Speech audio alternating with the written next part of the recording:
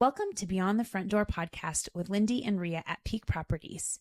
We are real estate agents in Cheyenne, Wyoming, and we bring you stories that make you laugh, cry, cringe, and inform you. Come on in. We put the real in real estate. Welcome, everybody, to Beyond the Front Door podcast. I don't know if you're probably going to include all of that, huh? So we're just going to head right into introductions today, which is we're excited to have Jenn Ernst here from Schrader Funeral Home. So thank you. Thank you so much for being here. So we connected at the Thankful Thursday. Yes. Right? Yeah, and through Crystal. She was with Crystal. Oh, okay. Yeah, Crystal's a good friend because we do our presentations together with Rhea. So the senior moving. Yeah. So anyway, I told her then, and we texted, and then you know how it is, I dropped off for like a month there. Life, it gets busy. It did get busy. I get it. And so we're kind of back at it. But anyway, sorry, Lindee, I'm hogging the microphone. But anyway, well, we're wondering if you just want to start off and tell us a little bit about yourself, like where you're from, how long you've lived here, maybe a little bit about your family, your career trajectory up to this point, all the good stuff. Absolutely. I'm actually an East Coast girl. I was born in Virginia and spent most of my years in Maryland. Fast forward, my parents moved to Nebraska.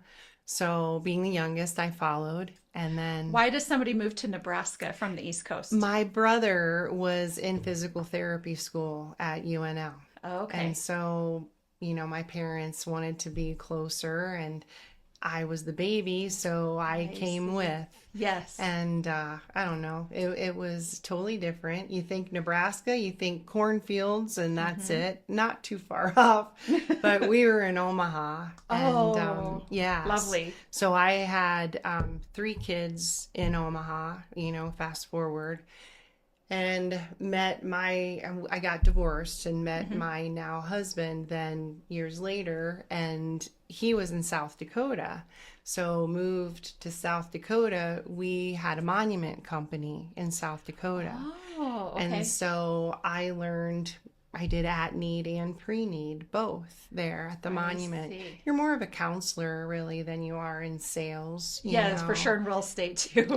And bartending. And bartending. You're right. And everything customer service, aren't you? It is. Yeah. But I loved it. And you know, my husband and I, we balanced each other well. It would be funny. I'd be with the family. Honestly, probably about 3 to 4 hours you spend because you're listening and they're grieving and they're looking to do a monument at need. And I'd always walk by his office and he'd be like, "So did you get the sale?" And I'm like, "Well, not today, but they're coming back with their whole family next week and they're all buying," you know? Yeah. So it really is. It's about building relationships. And so fast forward from there, we had that business for almost 9 years. He had a job opportunity here in Cheyenne. That's why we moved 4 years ago. And I was looking for a job and came across, you know, Schrader's. And I thought, you know, I could speak honestly to this because I have worked with at-need families as well as pre-need. And I could really tell them honestly the importance of pre-planning rather than waiting. And so I got my position as the family service counselor. So I'm the person that when families want to do pre-planning, they make an appointment with me and we get all their final wishes down on paper and we go from there. So lovely. Yeah. A couple of things. The first is whenever I think of Omaha, Nebraska, I think of the Henry Dorley Zoo. Yes, awesome zoo. The zoo is really nice. It The is. zoo is amazing there. My kids grew up loving it. Yes. And I don't know, I mean, I do presentations all the time and we have to give your tidbit of your story. So proud mom, like I said, I've got 4 kids, but my son was the tight end for Nebraska, and he just got drafted to the New York Giants as tight end. Oh, my gosh, congratulations. Yeah, so pretty big moment in our family. So well, wonderful. Yeah. Well, shout out to the Giants. That's amazing. Yeah, it's pretty cool. So you're going to be traveling a little bit. Yeah, and they're having a game with the Broncos on Yes. October 19th. Yeah. So going to go to that one for sure. My husband and my family's are Giants fans. No way. We like my the Giants and gosh. the Bears. My husband was from Chicago, but then when he moved here when he was young, his dad had died, and the family across the street were from New York. Oh, okay. And so he just went with them and big became a Giants fan. They recruited him. Crazy. Well, you'll have to tell him, Lindee. Yeah. Well, maybe we ask his name. It's Thomas Fedoni. He's number 86. He's a tight end. We're gonna watch for him now. That's so cool. Yeah, super cool. It is. It was a long dream in the making. I remember when he was in 3rd grade. Honest, I remember I was driving. He grabbed a hold of the seats, leaned up forward to me, and he goes, "Mom, I'm going to play for the NFL someday." Oh. And I said, "Well, if anybody will, it'll be you. But you need a plan B." Yes. That's a very mom thing to say, yeah. But yeah. Oh, that's wonderful. What a proud moment. Yes. Yeah. And then were you on the west side of South Dakota or the east side? We were in Sioux Falls. You were in Sioux Falls. Yep. Okay. And so our monument company was Sioux Falls Monument. And we lived in a little bedroom community outside of Sioux Falls. So, it was beautiful. I mean, but we say if we were more on the hills side, we probably wouldn't have moved. Mm-hmm. Sure. Just the beauty. It was just, it was growing so fast. Mm-hmm. From what I understand, they say like Sioux Falls is the next area for and it's with Sanford is the name of the healthcare system there, but they're saying it'll be like the equivalent to the Mayo Clinic. Oh, wonderful. Because it's just it's growing so big. Much. Yeah. South Dakota seems to have a lot of good things going for it. They do. They really do. It's We're more familiar, of course, with the west side of South Dakota. Sure. But yeah, it's close. A lot closer. Yeah. Well, most of my career has been in the nonprofit career before I became a realtor, but there was about a little 2-month window between two nonprofit careers where I worked at a funeral home in Gillette. No way. Yes. And I learned a ton. I was like one of the administrative assistants. Okay. So here, or at least up there really wasn't necessarily a family counselor. There was the funeral director, right? Sure. And then so every funeral director kind of had their own office person that kind of managed the files for that particular family and put together sort of the program and the video and all the things that occur at a funeral. Yeah. And then there was somebody that does the pre-need, like you're saying, that helps people plan for in the event that they do pass away, that everything's already taken care of and it's not left up to the family to deal with.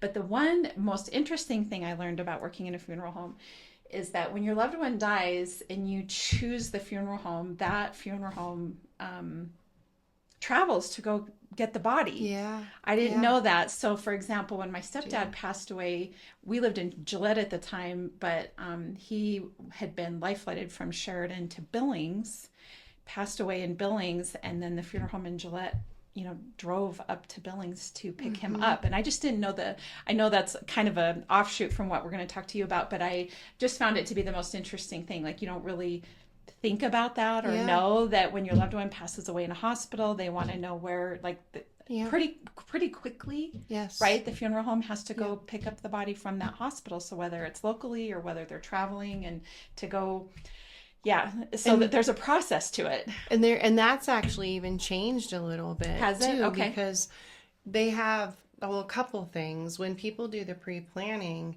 I always say it's an oxymoron because you're buying a life insurance policy for your funeral. Sure. and it didn't used to be that way. It used to be you go in, you meet with the funeral home, and you exchange, funds with them and get your services, What was happening is a lot of funeral homes were taking money, closing up shop. Families weren't getting what they paid for. So largest fiduciary walks in, insurance companies who are insured by other insurance companies.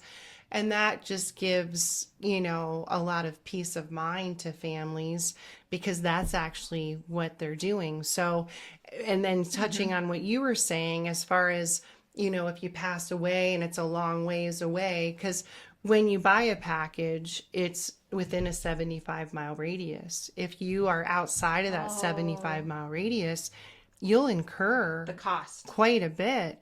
So there's another company that they specialize in just that, and it's out of area protection. So you could pass away in Thailand or you could pass away in Denver, both obviously outside of 75 miles, but you're paying, like as an individual, it's $495. As a couple, it's $925, period. And that company handles all the red tape in getting you back. And I would imagine that's a little bit more expensive internationally. That's what I mean. It usually would be thousands and thousands, Yeah. but that's all they do. So, your family knows you have that. They notify that company and then they handle it and they just get the body here. And, obviously it's more if you're traditional burial. So getting the body back and, and we would have to, the insurance company would facilitate as far as embalming and, whatever the needs would be to make sure of the body being properly cared for. Yeah, I have to imagine that would be if your loved one does not have that insurance and they are traveling and they do pass away internationally, that's a huge unexpected cost to get them back. And I've been a part of it before I was even doing this. A family member passed in Mexico, a family member of a friend, and it was his wife, and he was having a heck of a time, just not even from the monetary standpoint. Just figuring out the logistics or who you talk to. Yes. Because you're essentially carrying a dead body across the border. Yeah, and whether there's laws. Yeah, and getting permits and everything. It's like you said, Lindee, just figuring out who do you go to. Yeah, I don't even know where you'd start. So it's worth it, you know what I mean? And it's funny, I was telling a family the other day, my brother, I call him a tightwad, and he somehow, this topic came up and I was telling him about it and he was like, wow, that's a really great deal. And I'm like, whoa, It's a good deal. Right. You should definitely do it. Exactly, that's right. He's my poster child. Yeah. Well, it definitely makes the case, like, especially if you travel a lot and internationally, to have coverage so that you have the assistance in getting home. And I know we need to kind of, again, get back to exactly what you do, but my curiosity is, can you choose to have somebody cremated wherever they are? You can. Okay. You can. But the challenge in doing that is costs vary statewide, country, different countries. And truly, there's just a lot of people, they say this to me, Schrader's been around for over 100 years. And so there's just comfort in knowing. Trust. Because not being, it's just who knows the way you that want to know they if do you got it. your family member. You do. There's a Right. lot Not to just be, a pile of dirt. Yeah. and there's a lot to be said for that, it's definitely one of those things that the money paying that is definitely worth the hassle, not having to deal. And I do have a lot of people that go that route. The only people that don't are the people that I don't tell about it. And those are the people that don't travel. There's no need to tell them about it. Sure. I'm sure you get to a certain age where some people literally don't leave Cheyenne. Absolutely. Right. Like, I'm not going anywhere. For sure. Yeah. You come to that. But then there's also people now, it's like they're just living, and so I have people that come to me and they're like, Jenn, I'm going on a riverboat cruise to Budapest and we haven't done our plan yet, but can I buy that out of area protection? It flip-flops sometimes and then they'll come in. So, It's good to know. Yeah. So the role that you play is pre-need. It is. Right? So walk us through if somebody's interested in preparing in that way. What's the process? Yeah. What happens? Yeah. You just set up a time to come in with me and we sit down, and I always tell people pricing is public knowledge. It's on our website. There's a total itemization of everything that we can do. And I ask them to view that with the open mind, knowing that it's not for you. It's for the people you leave behind, which is hard to envision, for people. So they'll come in, and a lot of times they'll have looked at the pricing. They'll have had conversations with their children. Again, I have 4 kids and all different personalities, as moms. And so the needs are going to vary per person. So what does that look like? So then when you know that, it begins the whole process in your mind of, okay, do I need a viewing? Do my kids want to see me this way? Okay, maybe we'll just do a private viewing. We don't need a public viewing. And Sure. you know what I mean? And if you're Catholic, what does that look like? You have a rosary, you have a viewing. Different religions have different things that, are in their wishes. A reception, celebration of life, memorial service, all the little things, tribute video, live stream. So when people come in, I have a form. It's a cost estimate that I line next to, the packages that we offer and the pricing. And I really just look at them and I ask, are you thinking cremation or traditional, And then I just listen to what they're telling me and I start building it on the cost estimate and show them as far as price point.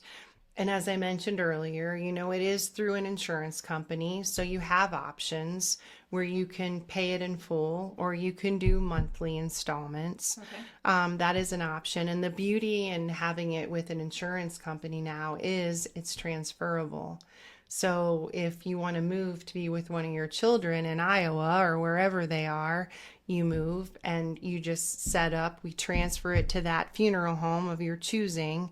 And then what you need to really explore is, like I said, is it going to be more or is it going to be less? So the cost may change. It may change because the states are different. But I always encourage people when they are going through this process to bear in mind that you're not locked in. I had a gentleman come in and he's like, Jenn, I think I want to be embalmed, but I don't know for sure. So if I set this up today, doing it this way, what'll happen if I've had the conversation with my family and I've changed my mind and I no longer wish for that? Easy. That's just communicated. And then I can tell you embalming is $795. That money gets refunded back to the estate. So any overage, yeah, or you could reallocate the funds. Maybe they didn't have a reception planned and that's really important to the family. So they could put that towards that instead. So you have options. You're not locked in. You're locked into your policy until it becomes at need. And then when the person has passed away, then you're open to change. Sure. At that point. And you can always add addendums too. Like I had a lady that 10 years ago, she chose a certain casket and she's had a change of heart and it was significantly more than the other. So we could do an addendum to that to where that's all paid for, but there's 2 parts. Sure. So what happens if somebody purchases a policy? I'm assuming that at some point they're fully vested, correct? Like they've paid. But what if they're not fully vested and they pass? They just get their face value. They get the face value. Yeah. Okay. Yep. Well, face value being the money they've put into it? That's right. Oh, okay. Yep. They wouldn't get their full death amount. benefit. Okay. Yeah, because they haven't paid it all in. But then another part to that is a lot of people say, well, Jenn, what if I bought a 5-year pay? Meaning that they're going to be paying on that for 5 years each month. So if they bought a 5-year pay and they died 3 years and 2 days into it, with our insurance company, the magic number is 3 years and 1 day. You have to be paying in. So 3 years and 1 day, and then you're good. But you pass away, those 2 years are written off. Oh, okay. So you're not responsible. But like I tell my families, they're not the largest fiduciary for no reason. They've taken the risk. They're making money. Right. So when I work with families, I always encourage, and I realize not everybody can, but if you are in a position to where you can pay for it in full, you come out ahead. Sure. Because it's like anything. I mean, they'll tell you it's the cost of insurance, and there's factors that go into that, age, health, because if you're paying monthly, then they're going to do a health questionnaire on you and see what your health is like. And then obviously the bottom line. So, if you're making monthly payments, it's like homeowners or car insurance. You have your administrative costs and, like I said, the cost of insurance. So if your policy today is costing you $5,000, it's not going to be $5,000 in 5 years. It's going to be more. Sure. You know, so I just like to make people aware of that ahead of time. And so maybe they'll opt to sign up for a 3-year pay, knowing that they're going to pay it off sooner. But I always encourage it. Sooner the better. Sure. What if that person passes away and their children want to do things slightly different than how it's laid out? Yeah. What happens then? Yeah, they can. They can. Okay. Yeah, they can. And I mean, it makes sense, but yeah. No, and they can pay for more. They can. And sadly, this is the sad part for me that I observe is a lot of kids, they'll see. Yikes, don't say they do less. They do. Yeah. I literally was like, oh, you can like have the reception if they didn't pay for it. You No, don't I'm pay for guessing it. they decide they don't need all the things. And it's very sad because like I'll have people call in and I mean, and mom planned for the whole to do, you know, but now they're cremating her. I mean, this happens. And so then I'll have people in the community that knew this, you know, person in the community. And they're like, Jen, I don't see an obituary. Yeah. I don't see services.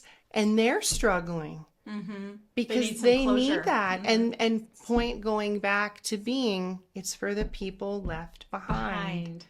And I really, and for me to say it, it sounds salesy. So I like for my families to come to that realization on their own. But it really is that way. You know, I mean, I've had that a number of times. Well, I don't see an obituary, you know, and I went to school with her from 5th grade up and she was 96, you know. So they have that relationship and it's like you said, they don't get that closure. And I honestly, I always say you never have closure. It's a grieving process and it's going through the grieving process because you always miss that person, but you get as close to that as you can. Yep. You know, and that is however it needs to be handled for each of us individually. So I've been having this conversation a little bit with my sons, and not that I feel like I'm in danger of dying anytime soon, but you never really know, right? Absolutely. So I've given it a lot of thought because I used to work at a funeral home, and really since my stepdad passed away, you know, the first year or two you visit the grave quite a bit, and then you just stop at some point, you know, or you don't do it as much, or just depending on the person or their family. I mean, my sister-in-laws with their parents, they decorate, you know, for all the holidays, and I think it's wonderful. It's just not me. No, I do too. But I've told my sons, like, if they die today, I mean, they're in their 20s. They're going with me. I can't leave them in the ground. Yeah. I one time attended the funeral of a friend of mine who's, I think, had a stillbirth, and they had to do a funeral. And I remember standing at the cemetery thinking, how do you leave your baby in the ground? Like that has to, and maybe I'm being dramatic about it, but I've told both my sons, I'm like, I need you to understand, if you die today, I'm cremating you and you're coming with me. Like I won't be able to put you in the ground. Not right away. Give me some time. I'm going to need time, but I don't think you're just going to have to be in my living room with me because I don't think I can do it. But then on the flip side, I've been asking them, like, what do you want? And they're like, well, what do you want? I'm like, it's not up to me. It's really whatever's going to help you guys heal. Like, what do you want? Do you want to put me in a cemetery? Because, you know, I remember thinking at the time when my stepdad died, I thought, I need to get a plot and, you know, have the space for the whole family, you know, if needed.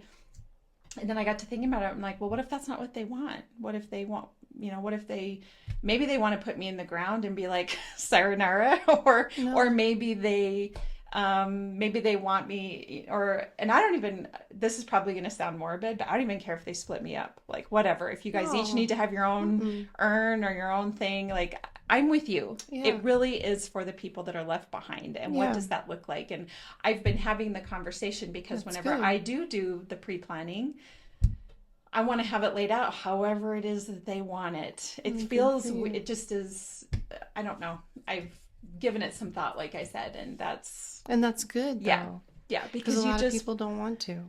Well, it's not comfortable. No. For sure. It's painful to kind of think about. No, and you know what's funny is I really do. I pride myself on the fact that when I do work with families, I tease my nickname's Jabberjaws Jenn, and so when we do meet, I mean, it really when they leave, they're just usually like, "Gosh, this was easy," this was fun. And so really we're having conversation while we're mixing in their decisions. It doesn't have to be heavy. It really doesn't. And I really do think you have to look at it from the point of view that you really care about the people you're leaving behind, typically your children, I think, right? Yep. And you want to make the experience as less painful for them as possible. And what does that look like? I suppose there's pros and cons. So, for example, in terms of writing your obituary, you could write your obituary yourself. And I think you know your kids best. If that makes sense to write it yourself, then do that. But working in the funeral home, I also know for a lot of families, it was therapeutic. Oh, sure. To sit down together as a family. It was part of the process to sit down and write out the obituary. So I think you really just have to, like you're saying, take into account what's best for your family. And pieces. Again, like when I visit with my families, I always tell them I'm a list crosser offer, so I have lists of lists of lists, yes. and I would rather be over prepared than under prepared. So speaking obituaries, like I'll tell my families, it's a lot easier to write it now than it would way be easier. at that I time. wrote my grandma's, and I have to say, like, it does take some time to like think about all the things, and even if you had to do it for your mom or someone more, like more of their life, you still would be like, where did she work when, you know what I mean? If you're trying to like piece a story in their life, it'd be hard to remember. Yeah. And so it's like, you have to think about all the things, so maybe ahead of time so you can ask, even if someone else is writing it, maybe they should ask the questions. Like, I bet some people don't even know where someone was born. Oh, it's crazy. Like, where was our mom born? And that's on like, that's on you the know what I vital mean? Like, statistics we'll form. skip that. For death certificates to be issued, you need to know that. Yeah. Heck, you go get a passport, you got to know that. Yeah. It's important. It is. Which, by the way, I just want to throw out there: if you have a loved one that passes away, don't just order one death certificate. Yeah, you're going to need more than one. Yes, and it varies. For all the different things that people need to, and they want the original. Yeah. Right? Whether it has to do with bank accounts or life insurance policies or a house or whatever the case is. They all want original death certificates. Yeah. So if you think you're going to go in and just order one, no, you need to order yourself a few so that you don't have to keep going back. It's true. Yeah. And I think, as we're talking, I'm sitting here remembering when we had the monument company, all of our kids, we have 6 kids, and all of our kids would go out to the cemetery. It's how you make it. You know what I mean? If you make it a scary place, it's going to be a scary place. Our kids grew up, a lot of the monuments you couldn't even read because they were sandstone. So, a lot of the sandblast was gone. So we would take them and we would give them, it was called rubbing paper, and this is how we would match monuments when we needed to make a duplicate. Sure. So we would take that on and we would give them a tennis ball, and that's how it was like a code. They could decipher it once they did that. So it became like a fun little thing that they would do out in the cemetery. Yep.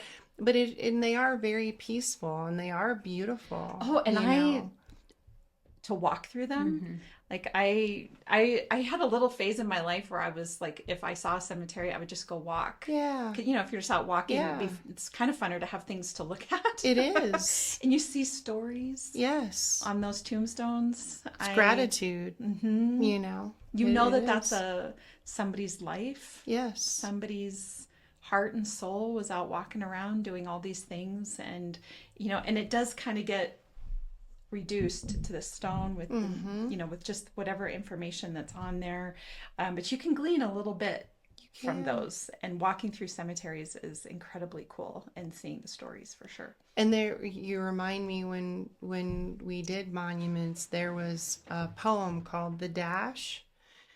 You guys should look it up. It's a beautiful poem. And what it's speaking of is just that. It's the dash between that person's date of birth and date of passing. Yes. It's what it represents. Yep. So what is that dash in any one of our lives? What does it represent?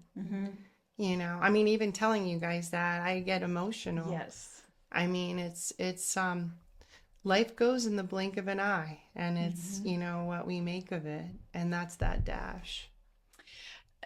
And I guess just to bring this back full circle, we do this in all of our podcasts, is that a lot of the guests that we have on here are just telling us about whatever jump that they made in life, right? Like if you're working a typical 8 to 5, or you live in Virginia and decide to move to Nebraska, or you're, like I said, working the 8 to 5 and you decide to start a CrossFit gym, or whatever the case is, making that jump and that leap to pursue your life, because you're right. It is only so long. It is. And you don't want to look back with regret. No. Right? And no. Yeah. No. And I really, when I was looking for this job, my husband was like, why do you want to get back into that? It's so depressing, you know? He's like, you don't need to get a job. I'm like, no, but I really want to do this. I need that fulfillment within myself. And I really do. Like, I just always enjoyed meeting with my families. I love the people that I meet with. For the most part, I would say 1 out of 100, I might get a nasty person. Sure. You know what I mean? Yeah. But most everybody else is just very kind and gentle and appreciative. And I always tell people, I've said this several times, is yes, it's my role to help you facilitate, to put this into place. But I can't tell you how often that person has helped me. Just in some shape or form. And I don't believe in coincidence. Right. I believe there's a reason for everything. And there's been so many times where I just believe it's been a God wink. You know, it's just, I don't know. Well, I will say that I think all of us know that our days on this planet are numbered. Yeah. And so while the loss of a loved one is really hard, you know, having somebody, whether working with you to help us plan it beforehand, or someone at the funeral home, you know, everybody I've ever known has been pretty caring and loving. Yeah. And that's really all you need. You need somebody really just to tell you what to do. Yeah. As you're going through the process of it. Of course. And yes, but I guess to speak to your career choice, there is fulfillment in that. There is. I can see why it's not that terrible, I guess, working with people. I think that the main thing that seems to be a little tougher is if it's a sudden death or a tragic one. Those ones are a little tougher than, you know, sort of end of life, or, you know, other, not that they're any less important, but just those sudden tragic ones, I think maybe are the hardest. Well, and I'm not on that end, you know, like. Right. You're on the pre-need. Yeah. But it's funny because I never thought about this, like, you know, they'll get the families, the directors will get the families in, but I got to know my families. Yeah, while life was still. And I'll never forget my first pre-need that I did.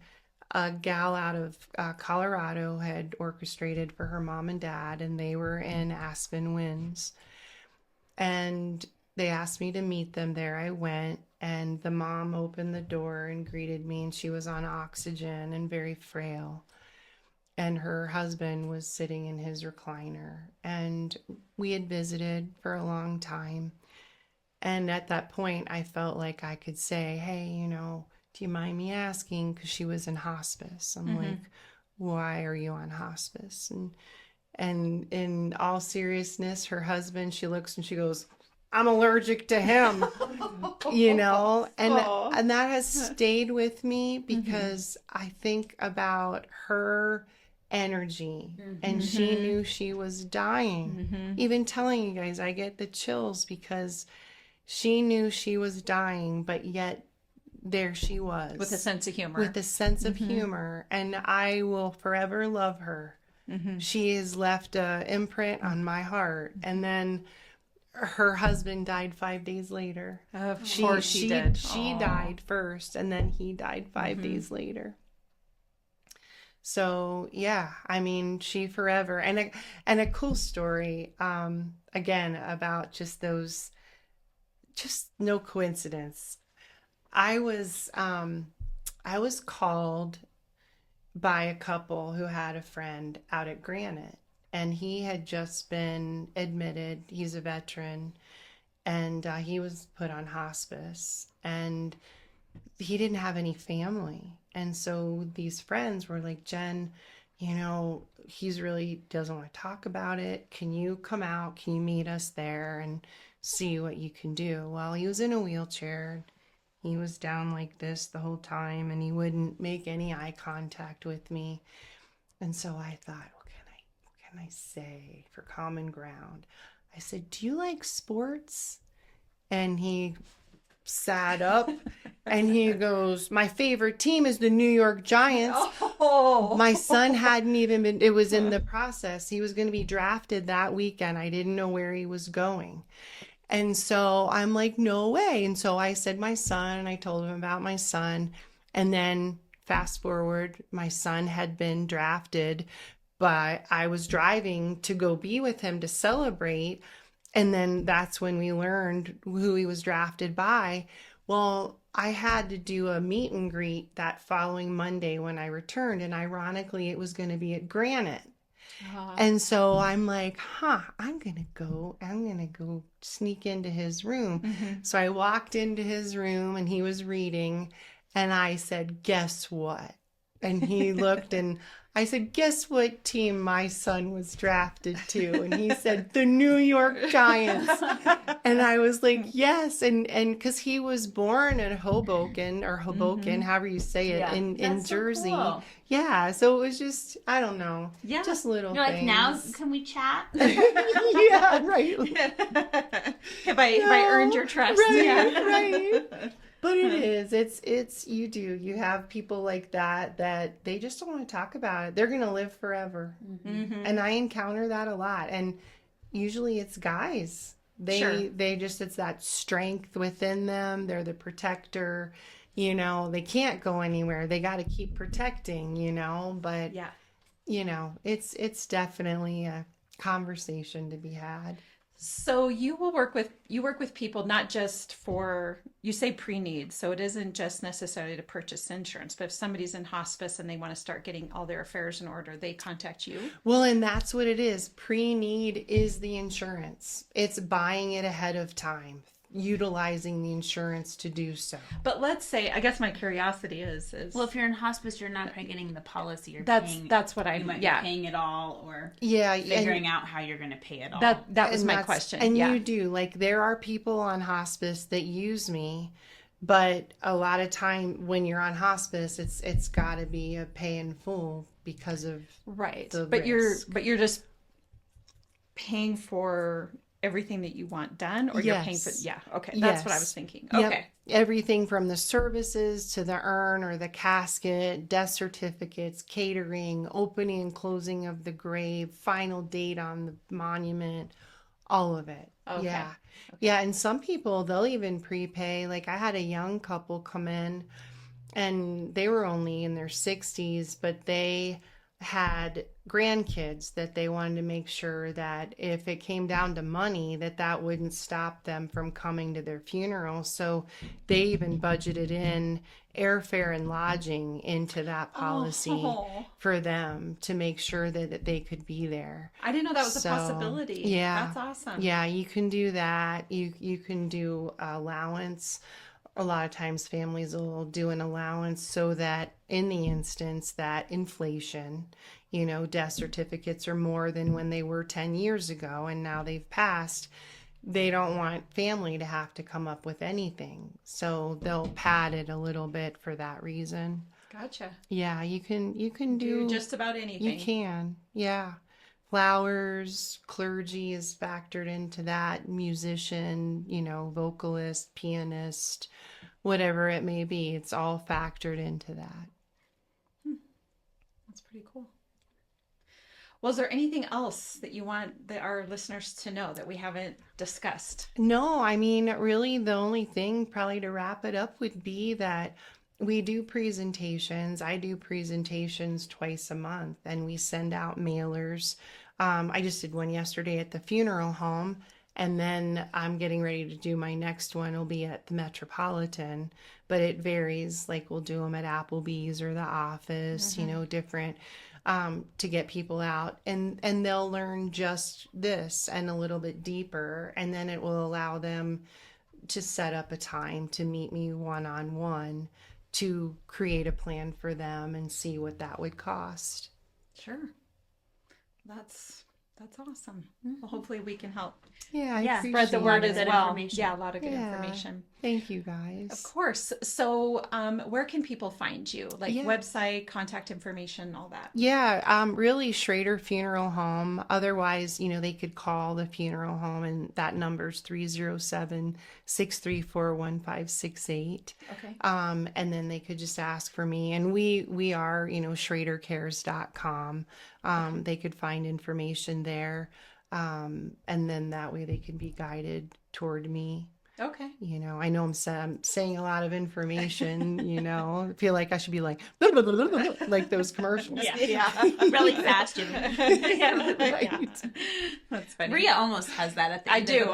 At the end, she has a little thing. We should see how fast can you say it. No pressure. That's funny. Okay, well, wrapping up, and this will be great, especially since you've just moved here in the last few years. The question I have for you is, what is your favorite thing about Cheyenne? Well, I always say you can take a girl out of the country, but you can't take the country out of the girl. And I grew up with horses. I write English, though, so learning Western has been a thing for me. But frontier days, I understand it's changed a lot. So if you're a native here, then it's a lot different. But as a girl that loves horses and a good rodeo, that's what I've really enjoyed. I love that. Yeah. My question is, if you could buy real estate anywhere in the world, where would it be and why? What would it be? And money's no object, so. Ooh, that's a good one. I think I would have to say Greece. Oh, just the beauty in that. And my kids, they've always loved, Greece, and I would love to retire there. And it's funny because my son, he's like, we're going to get, we're just going to have a family commune, so I'm planting the seed. Greece, if you're listening. No, Manifesting. Right. That's right. I'm huge on that. Yeah, that's good. Well, that's a great one. I don't think we've had Greece before, have we? I don't know. One of these days, we talk about all the time, we're going to have a map up on the wall of where everybody says they would live. Oh, that's cool. Yeah. So we've had quite a big variety. I would say probably half of our guests would just stay right here in Wyoming or in the West. But then we've had a good amount go out internationally, and Costa Rica has been pretty popular. Mm-hmm. So, I love the beach. Yes. I love the beach.